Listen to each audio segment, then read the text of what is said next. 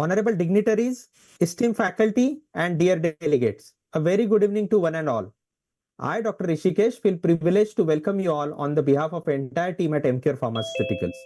We at Emcure are proud to present No Thrombosis Live Inbox, our highly acknowledged scientific program dedicated to exploring the multifaceted landscape of interventional cardiology.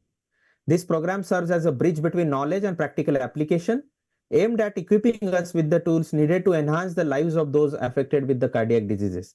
I take this opportunity to extend a warm welcome to our respected course director, Dr. C.B. Keshavamurthy sir. His expertise, vast experience, and guidance will help us today to deep dive in each interventional cardiology case discussed today. Let me have honor to introduce sir. Sir is Chief Consultant Interventional Cardiologist and HOD at Manipal Hospital, Mysore. Past President of CSI Mysore Chapter. Sir did pioneering work in primary angioplasty at Mysore. Sir established interventional cardiology centers at Salem and Erode, Tamil Nadu, and performed several first ever procedures in that region between 2000 to 2004. Sir has several national and few international publications and presentations to his credit. Sir also has teaching experience as DNB teacher at Vikram Hospital, Mysore. Sir participated as principal investigator in Rocket AF, Reduce It, Credence, and Horizon trials. And Sir also has participated at over 33 other national clinical trials and registries as primary and co-investigator. Warm welcome to you, sir. Our distinguished moderators, Dr. Siv Prasad K. sir and Dr. Vidyut Jain sir are poised to share their knowledge, insights, and practical wisdom to empower us in the fight against the global health challenge of cardiac diseases. It is an honor for me to introduce our distinguished moderators for today. Dr. Siv Prasad K. sir is interventional cardiologist and HOD at Government Medical College, University of Kerala, Tirunelveli. Sir is recipient of Vasudev Award for the Young Scientist of Kerala State Science, Environment and Technology by Government of Kerala 2002. Sir is life member IMA, CSI National and CSI Kerala Chapter. Sir is member of Indian College of Cardiology, Kerala and National. Sir is CSI Kerala Chapter Treasurer. Sir worked as Treasurer for CSI Kerala Chapter in 2003 to 2005. Sir is Executive Committee member of CSI and ICCK. Sir is member of Faculty of Medicine for Super Specialty Cardiology in Kerala University of Health Sciences, Thrissur. Sir has many publications in national and international journals. Sir has participated in various national and international cardiology conferences as a faculty. Warm welcome to you, sir. Let me have honor to introduce our moderator for today, Dr. Vidyut Jain, sir. Sir is consultant cardiologist at Choitram and CHL Care Hospital, Indore. Sir worked as past national vice president of Cardiological Society of India between 2008 to 2012. Faculty and presenter in ACC, ESC, TCT CAP, ISCUS, CSI, IE, and NIC. Sir worked as national convener for Hypertension Sub-Council of Cardiology Society of India in 2016 to 18. NIC Peripheral Intervention. Sir worked as joint secretary in 2008 to 10 for Indian Academy of Echocardiography. Sir worked as scientific council member for Asia Pacific Society of Cardiology, SARC Society of Cardiology. Sir worked as editorial board member for Asia Pacific Journal of Cardiology, Indian Heart Journal, and Journal of Echocardiography. Sir worked as principal investigator in 17 international phase 2 and phase 3 trials. Sir is also working as abstract reviewer for ESC between 2018 to 2024. Sir has 41 publications and chapters in books to his credit. Sir worked as organizing secretary for National Interventional Conference of CSI in 2004, organizing chairman for National Heart Failure Conference of CSI in 2016. Warm welcome to you, sir. I would also like to introduce and extend a warm welcome to our esteemed speakers for today.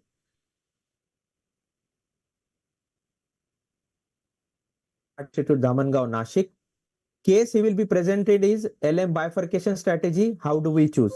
Thank you, sir, for accepting our invitation to present the case.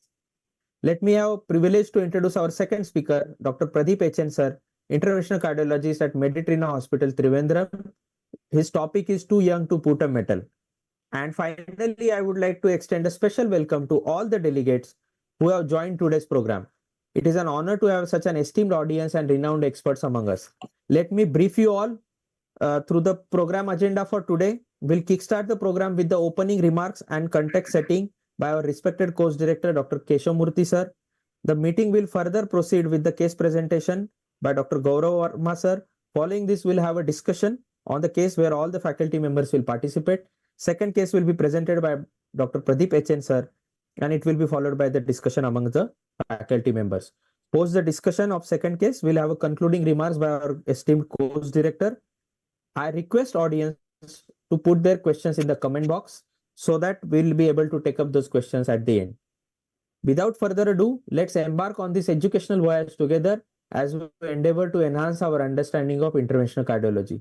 I request course director Dr. C.B. Keshamurthy sir to share his opening remarks on today's topic. Over to you, sir.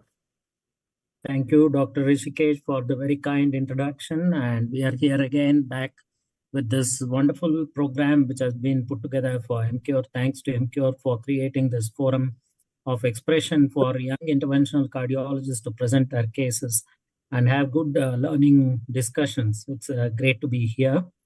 And we'll just spend a few moments in prayer for the good health of our previous course director, Dr. M.S. Hiremet, who's reportedly unwell. We hope he recovers soon and he's back in this chair as soon as possible. I am too small to fill into his chair with a very limited experience of interventional cardiology, but we'll do our best with respect to the discussion with whatever knowledge that we can put together on this occasion. Myself, along with my co-moderators, Dr. Shiv Prasad, Dr. Vidyut Jain, and the speakers, Dr. Gaurav Verma and Dr. Pradeep, invite you all and welcome you all to this wonderful session. And I hope we have a great learning experience. Without further delay, I invite the first speaker, Dr. Gaurav Verma, who will be speaking on left main bifurcation, the most interesting topic, the summit of interventional cardiology. Left main bifurcation is really technically one of the most challenging situations that we face in day-to-day practice and how we deal with it in real-life situations. Dr. Gaurav Verma, please, you can start your presentation and share the slides. Thank you, Dr. Keshamurthy, sir. And very good evening to all the chairperson, moderators, and fellow speakers. And as sir said that left main is a most difficult thing to do angioplasty in a present coronary artery disease scenarios, and with time we have evolved, and I will just quote the syntax and all the Excel other trials with which we have become more experienced, become more confident in doing left main bifurcation now as a routine procedure in our angioplasty program. So my case was a sort of a I will say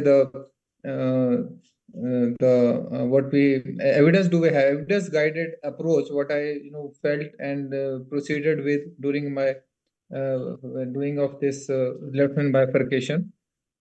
But still we are not that much sure that what should be the best strategy. What I mean to say is whether we should be dealing with left main as a two different branches and we should go away with two stents right away, or should we still promote left main provisional strategy as the main things to go forward. So my patient was a 75-year-old male, non-hypertensive, non-diabetes smoker for maybe 20 years, had a new onset angina for 1 month. He was a known CKD patient with borderline creatinine of around 2 milligram per deciliter. His echo showed a regional wall motion in LAD territory with LV ejection fraction of 40%. So with all this background, he was suggested to a dye-limited angiogram, and this was his angiogram to begin, and it was definitely a subset for CABG with the left with the right non-dominant and the dominant SIR, ostial left main diffuse LAD disease, a small ramus also coming there. So options were definitely a bypass as a first strategy, but because of the comorbidities, patients' preferences, we opted for a plasty for the reasons we all are aware of. So we started with first planning about our case, and this was the this is a better view to show with the guiding catheters, the chutes, and to have an idea that what kind of disease we were dealing with. So LED looks pretty smaller as compared to circumflex, dominant circumflex disease in the ostial of all the three branches, one small LCX proximal disease as well. And most importantly, there was a hint of a calcium on our still image during fluoro, which showed that we are dealing with something quite fibrotic, chronic, and we need to deal with this lesion as well. So plan was that we should have a hemodynamic support. IIBP was on our standby. We didn't have Impella to offer to him. We required to prepare the lesion nicely. So we had a cutting balloon, rota if required. And then we thought that mid LED has to be fixed first because it being a diffuse disease. Then after that, we'll plan for bifurcation strategy. Only thing we didn't have IUL for our help if required because of the cost constraints. Crossing was not that difficult, but there's some issue with crossing because of the angulation, but we could cross. I don't want to spend time in that. After that, we did serial dilatations. Then also did a cutting balloon dilatation because we knew that we are dealing with fibrocalcific disease. And after this only, and initially we were not able to cross the IVUS also, but after doing all this, we were able to put IVUS inside. And IVUS showed a fibrocalcific disease with a very small distal LED of around 2.5 millimeter. And as we proceeded further, it was around 2.5 to 3 millimeter in the proximal or osteoproximal segment. And you can appreciate this fibrocalcific ring in the mid LED part, which suggested that it needed to be worked on. So plan was to first to fix the mid LED. And after doing that, we put a small 2.50 millimeter stent. We had a decent lesion. Now comes the main, discussion point that what should be a strategy for this. Looking the bifurcation, probably two stent strategy would be the preferred strategy in scenario because the left main being dominant, the left system being dominant, the diffuse disease from the whole of the left main into the circumflex and LED. But after that, we did IVUS again, and doing IVUS showed that the ostial was spared. There was no much plaque in the ostium of the circumflex, except that proximal circumflex lesion, which showed a tight stenosis. So there we thought of maybe we start with a provisional, and probably if we get away, we may be fine enough. Otherwise, we may then shift it to a two-stent strategy. So we started with a provisional, which was very unlikely when we started with the initial angiographic views. This was the view after preparing the lesions. You can see the dissection in the proximal LED as well as distal left main area because of the cutting balloon. So after that, we chose a small stent for the circumflex proximal lesion just to fix that circumflex and leaving that proximal or osteo circumflex. And normally now what we have started doing is using a trapped balloon technique for ostial stenting. Maybe it's a left main bifurcation or a diagonal because that helps us to prevent any plaque shifting in this case. So we had a balloon of 315 available. So we just use that to trap that ostium of the circumflex and chose a 3.5 into 24 dilating stent from left main into the proximal LED stent. So how do we do it? We gently dilate the balloon with a small at a 4 atmosphere pressure, just to occlude the lumen to prevent any plaque shift.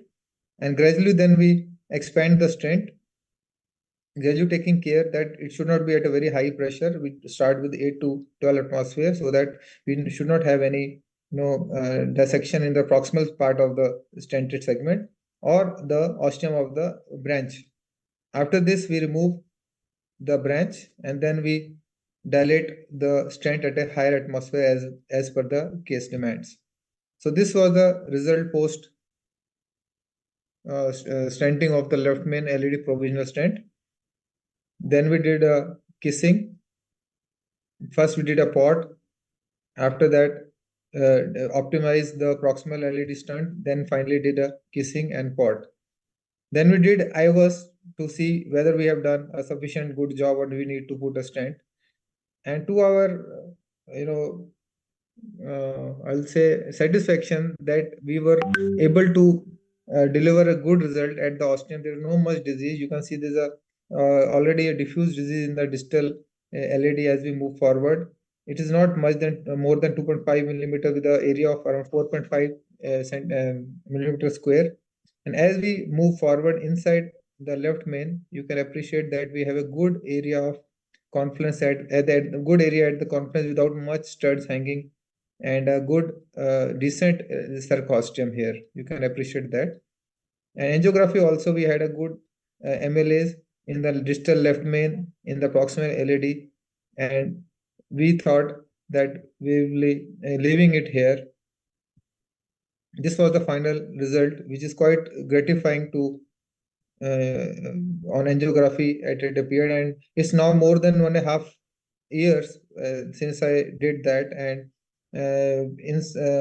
since that patient is totally asymptomatic, we have not repeated angio now, but patient is doing fine, and you can appreciate that if we have chosen two stent strategy, probably that we may have even lost that ramus also, which is coming there. But with provisional, we could find a good result, and probably that may be a preferred scenario to choose. This is how we started with, and here that we ended with. So still, I'm not sure what I did was correct or not, but probably provisional should be the strategy to go forward with, and probably if required, you may start with a, or you can finish with the two stents, because we all are aware that ostium of circumflex is the most commonly stenosed site, and as much as possible we should try to deal it with cutting balloons and diuretic balloons whenever possible instead of putting a metal. Thank you all for your attention. Thank you, Dr. Gaurav Verma, for that wonderful presentation. I really congratulate you on your choice of strategy and for the final result, which has been excellent. I would do exactly the same. And you have intelligently used imaging tool of IVUS to see the ostium and examine it and interrogate the circumflex ostium to see the final result. Excellent result in that case.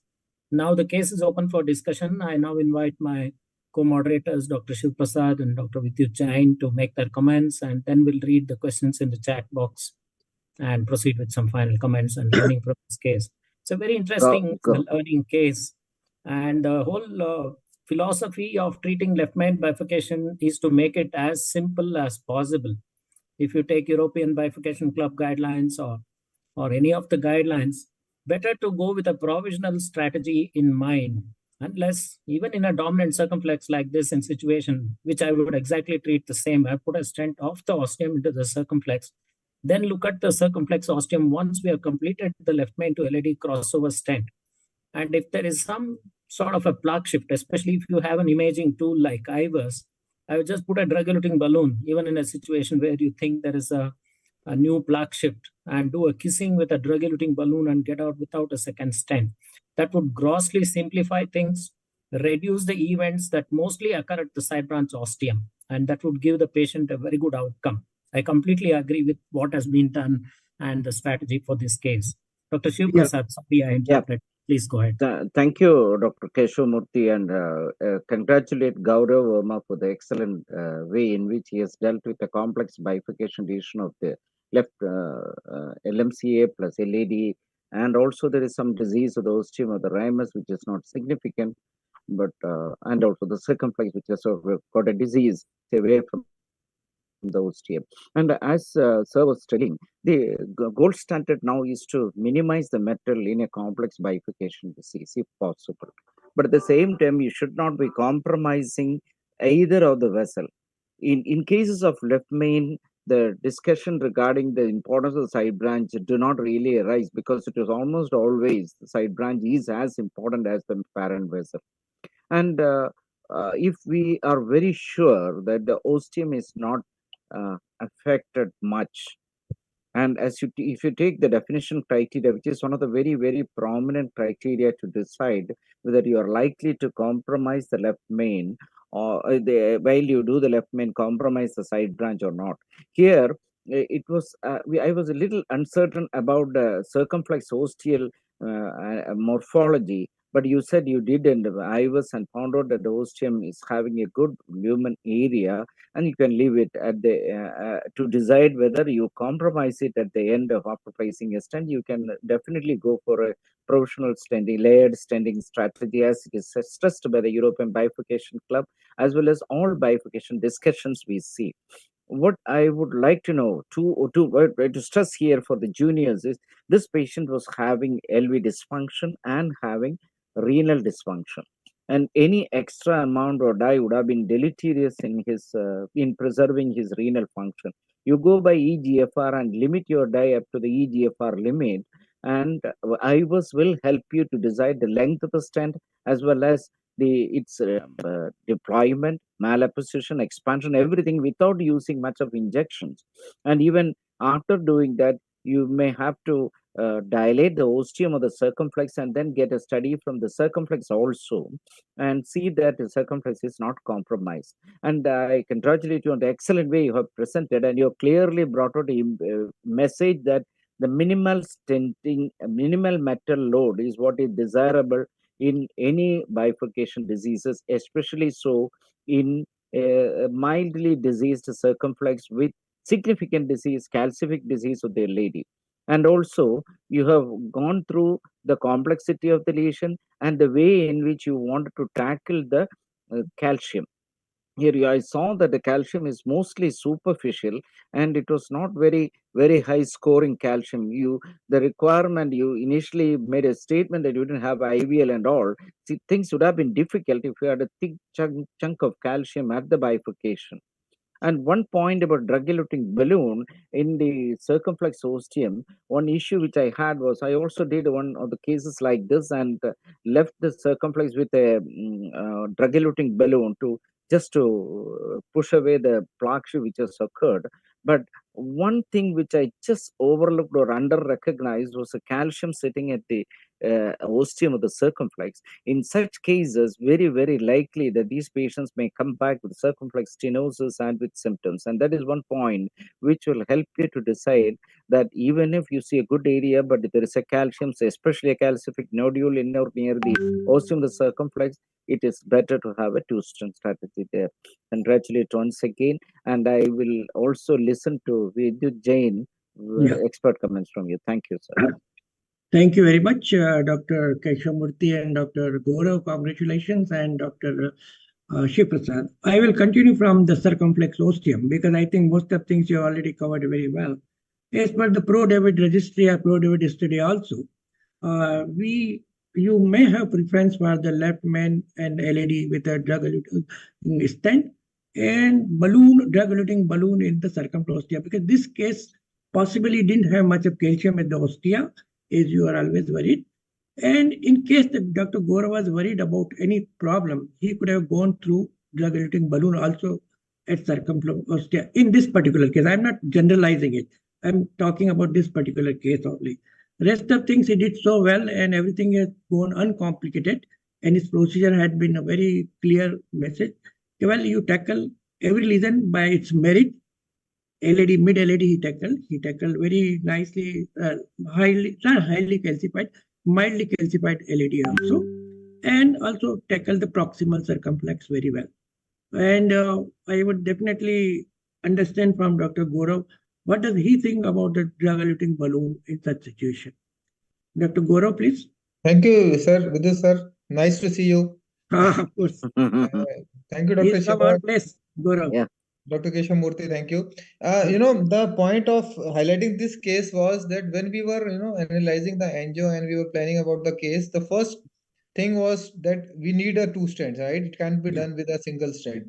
So now this is how your planning changes when you proceed with the case. What do you think before just by looking at an angio, and when you are actually doing it, your thought process changes, and you try to do the things which are, like sir said, that it should be simpler, less dye load.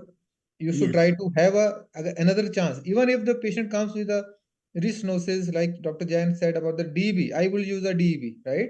Because it's very simple now to put or cross the single provisional stent instead of tackling a two stent strategy at the second instance, which is a eventuality. Probably patient may require it in the near future. Second point, I had such experiences about these kind of cases. One such was about a post CABG left main bifurcation in which the grafts were occluded. We were doing a bifurcation, and we had planned a two-stent strategy. But when we were crossing the circumflex and when we did IVUS, there was a nodule on the outer aspect, which I understood that if even if I put a stent, it will not going to expand because of the type of the stent. And whatever you do for nodular osteal L6 calcium, we still don't have an answer to support. So at that moment, I just did a DEB, left with some residual stenosis what we had, and still the patient is doing okay. Instead of putting metal just to show a good result of angio and then lining up with the subsequent restenosis in the future. So just to highlight my point that provisional, as ECB has already mentioned, that provisional should be a preferred strategy, although there was no much difference between DK Crush 5 and ECB main registry, whatever the answer we have. And especially in our scenario, when we have cost constraints, patients are not that well versed with the medication to take, with the the things to follow. We should give them a option in the future always. And for that, provisional should be the way to go out. And I had already always have the plan to do convert it into a QLOD or tap, because it was not that difficult to cross. Of course, when the crossing is difficult, angle is different. Of course, we have to stand the circumflex as the first branch, so that we should not tackle it with a difficulty in the subsequent steps of bifurcation stenting. But in this case, probably LED was a more diffusely calcific. Of course, it came out to be superficial calcium and it became simpler, but it was not that when we started the case. And initially, one thought process was just to put a left main to L6 stent, because it was matching the size of the circumflex rather than the LED, because our LED was just 2.75 to 3. Of course, with gradual dilatation, we finally dilated with 3.50 cutting balloon, which was evident with the IVUS, and that gave us confidence. No, we can use a bigger stent size as well. So at the end, we land up with a 3.5 stent in the LED and 2.75 in the mid LED. That is what IVUS helps us. So there's 2 points to take home. One is that we should use imaging whenever possible, and try to modify our plans initially whenever the case we are doing, and as it proceeds, as the things come, and we should try to be lenient in our choices and selections. Thank you. Thank you. Thank you. On small addition, you said about IVUS as the imaging of choice. OCT obviously is having a drawback that you need to have dye injected, which is not permitted in this case. But there is one new avenue which is being opened up, that is saline OCT in osteoproximal lesions, which I have done a few cases, which is very useful in proximal LAD and proximal circumflex disease states, but not for distal, where the filling with the saline may not be adequate to visualize. That is one option. But for a beginner, for a youngster, it is always better to be familiarized with ultrasound guided, IVUS guided PCI in renally compromised patients. And they go by the formula that they should use the dye which is limited to the eGFR value which they calculate on the day of the procedure. And also hydrate the patient prior, and avoid all drugs which can cause renal dysfunction later on, or which can cause a CIN later on. They are at a very high risk, and Gaurav may agree with me that you must have had a very good creatinine value, maybe lesser than 2.1 after the procedure, because it seems you have used very minimal dye and protected him with adequate hydration. That is a very, very good way of dealing with one more addition is all these 75-year-old persons who come with left main almost always have some sort of renal compromise as well as LV dysfunction. Thank you. Thank you, sir. Thank you all for the wonderful comments. Are there any questions on the chat box? Otherwise, we'll move on to the next case. I just have a couple of points to add. The lesion preparation is very important, especially in left main bifurcation, as we have seen. That balancing a somewhat underexpanded stent versus a small residual restenosis, residual lesion, I would always take a small residual as acceptable rather than an unexpanded stent, which leads to more complications. So lesion pre-treatment is extremely important. And the second point is about the LAD or the LCX, especially when you see a large dominant circumflex, your always tend to think that it does need a stent, and you go with a conditioned opinion that of a two-stent strategy, but it's not always true. And from my personal opinion, I would say never give up on the LAD, whatever size it is, even if it is 2.5, 2.75. Always try to preserve the LAD. And left main to LAD stents somehow seem to have done better across the spectrum of reviews, across the literature, as opposed to a left main to circumflex stent and leaving the LAD alone, except in cases where LAD is protected with a Lima graft. Always bet on the LAD as an interventional cardiologist. Thank you. Thank you. Yeah, are there any comments in the chat box? No, sir. As of now, there are no comments in chat Excellent. box. Otherwise, we'll move on to the next case. Thank you, Dr. Gaurav Verma. Again, please come back with more such cases. It was wonderful to have you as a presenter with great learning points from your case. Thank you. My pleasure, sir. Thank you so much. Yeah. We now invite Dr. Pradeep H.N. to present his case. It is true to the title of this forum, no thrombosis kind of learning, and his case is very apt to the discussion, and I hope we'll have great learning points from his presentation. Dr. Pradeep H.N., please. Good evening, sir. Good evening to all the chairpersons and moderators. So I'm going to present a case of 22-year male who presented with anterior MI. Yeah, so heading is too young to put a metal.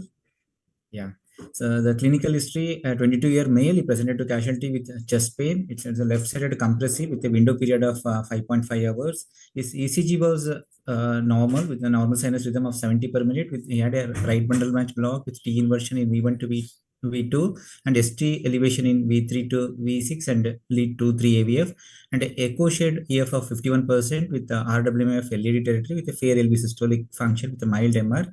And his risk factor was like from the past 1 year, like daily 2 cigarettes per day.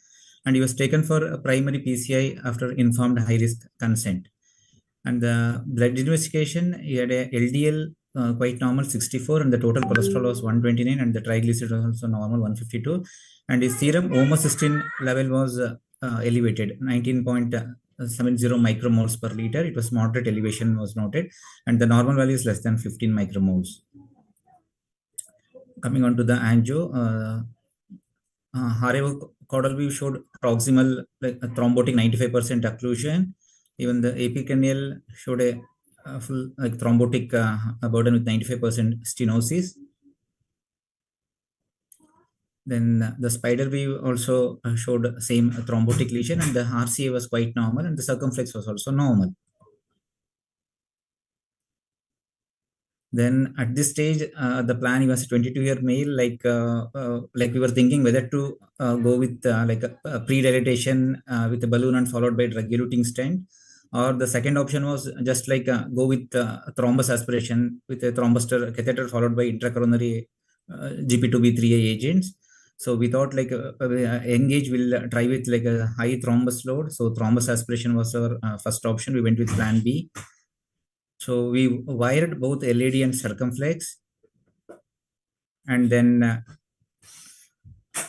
like 3 runs of thrombustor catheter thrombus aspiration was done. After like 3 runs, like almost we were able to the good resolution of thrombus was seen, and intracoronary GP2B3A agent like a 10 ml IV intracoronary tirofiban was given. Then in the epicranial wheel, there was like a good resolution of thrombus, and also the caudal, like we were happy the thrombus burden was reduced. So at this time we stopped the procedure. Like the patient was planned for check angio after like 1 month. During this period, we treated the patient with like a newer oral anticoagulant like apixaban 2.5 milligram BD and dual antiplatelets like aspirin 75 and clopidogrel 75 milligram with a high dose statins and beta blockers and ARBs. As he had hyperhomocystinemia, like folic acid and vitamin B supplements were given, and like a cessation of smoking was advised, and also lifestyle modifications were given. After 1 month check angiogram was taken, and it showed a like caudal view shows a complete resolution of thrombus in the LAD, and although epicranial view shows almost the LAD vessel is normal, just with a myocardial bridge in the middle LAD. And even the spider weave also, the vessel was normal and the RCA was normal. So in this case, it was like a 22-year male, like a mechanical thrombus aspiration helped us. It played an important role, especially in selected patients like where the thrombus load is high. So the check angio was taken after 1 month and it showed complete resolution of thrombus. And especially young MI in this, our case, 22-year boy presenting with like MI, he had a smoking history and hyper he had. So that was a thing. Thank you. Thank you, Dr. Pradeep. That's a wonderful case and a good way of handling the large thrombus in the proximal LAD. Every one of us have had experience of these kind of patients, the young smokers in the Indian scenario, 25, 28, 30, 35 years, where it is a pure plaque rupture rather than atherosclerotic stenosis, which has ruptured and caused occlusion and an MI. And there are several ways of dealing with it. Some people have done OCT studies on these lesions to see what kind of plaque erosions or plaque ruptures are there, and then selectively stented them where required, where there's a plaque rupture and a very irregular plaque with a high thrombus burden. It's also an nidus for abrupt closure of the vessel and recurrence of angina and ST elevation and worsening of heart function or whatever the complications. So there are several ways of handling. Would you consider using intracoronary thrombolysis? Because there are several case reports of giving a small dose of tenecteplase in addition to mechanical aspiration and whatever you have done. Would you consider that? Sir, in this case, yeah, like after like 3 runs of thrombus aspiration, the load was less and intracoronary tirofiban and nicorandil was given. Like with that, the result was good, sir. So we stopped. Otherwise, we could have, yeah, tenecteplase was another option we could have given, sir. Yeah. Right. The second question is why apixaban instead of rivaroxaban? We are obviously looking at dual pathway inhibition along with antiplatelet drugs. So rivaroxaban seems to, low dose rivaroxaban seems to have some evidence of benefit in these kind of patients with ACS. Yeah. Yes, sir. We could have considered like, yeah. Sir, in apixaban, that appraise study was there, sir. That showed like with apixaban also like the results were good, sir. So, Right. Dr. Pradeep, yeah, how long yes, you sir. would like to give this apexaban for him? Sir, like 6 months, sir, 6 months, because that post MI 6 months, the thrombin load will be high. So up to 6 months, like I want to continue in this case, sir. And after that? Sir, after that, maybe like dual antiplatelets and then Dual antiplatelet.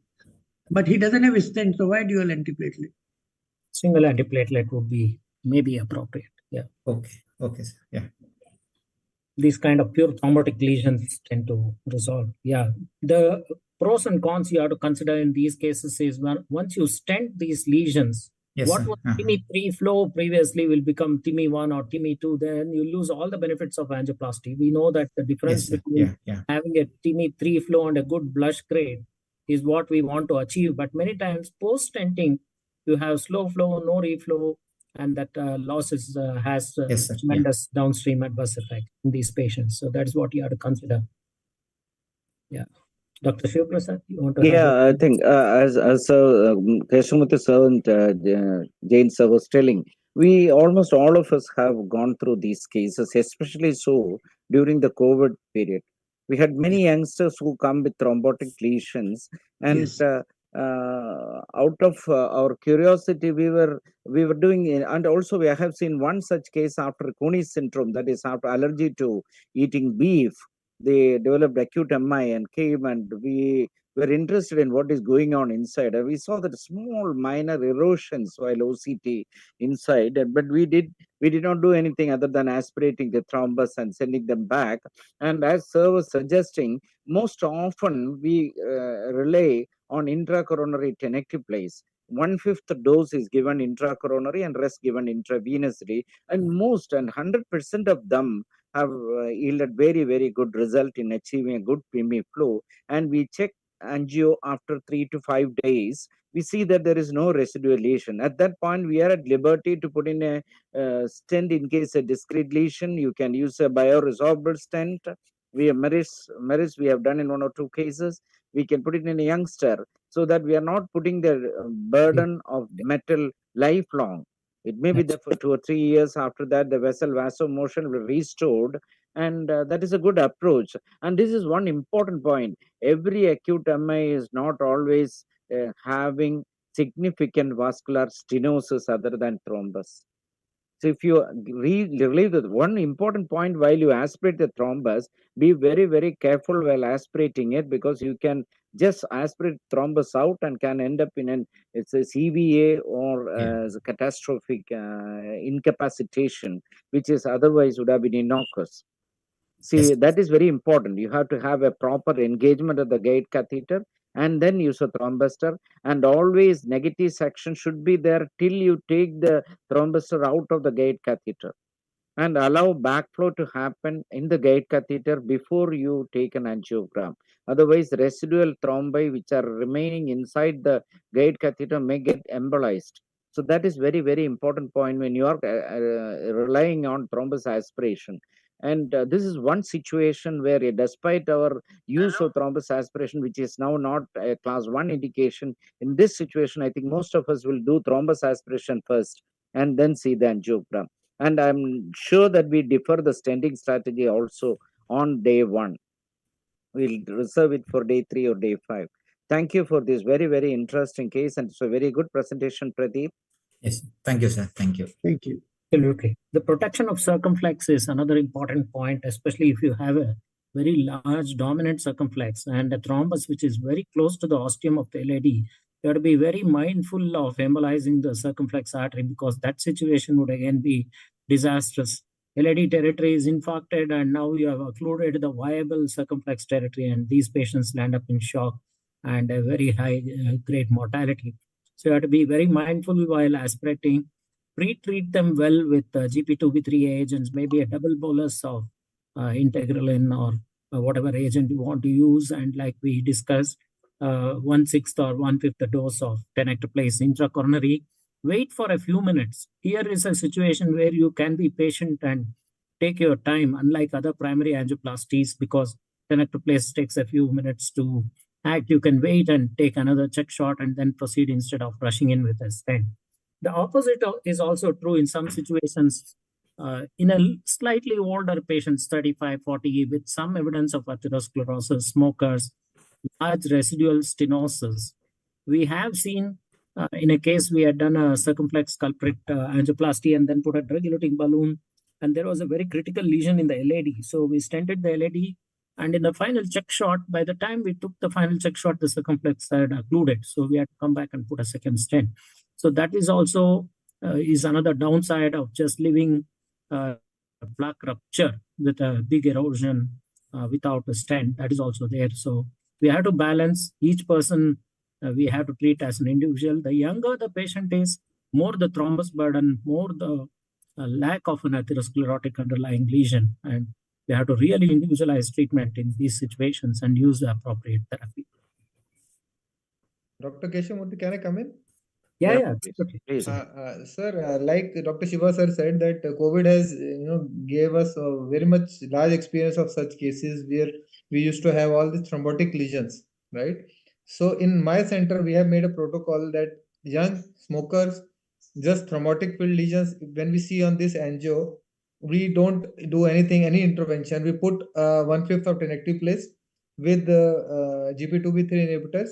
We repeat the angio after 2 days, and in maybe I will say most of the cases, 95%, we find resolution.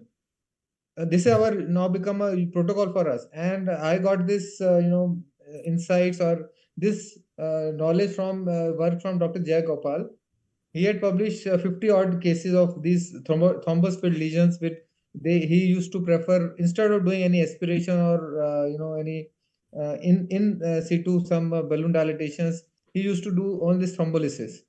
So in our center, we had made a protocol, and if suppose we find these kind of young patients with thrombus burden, results are really very good. We need not do anything with them.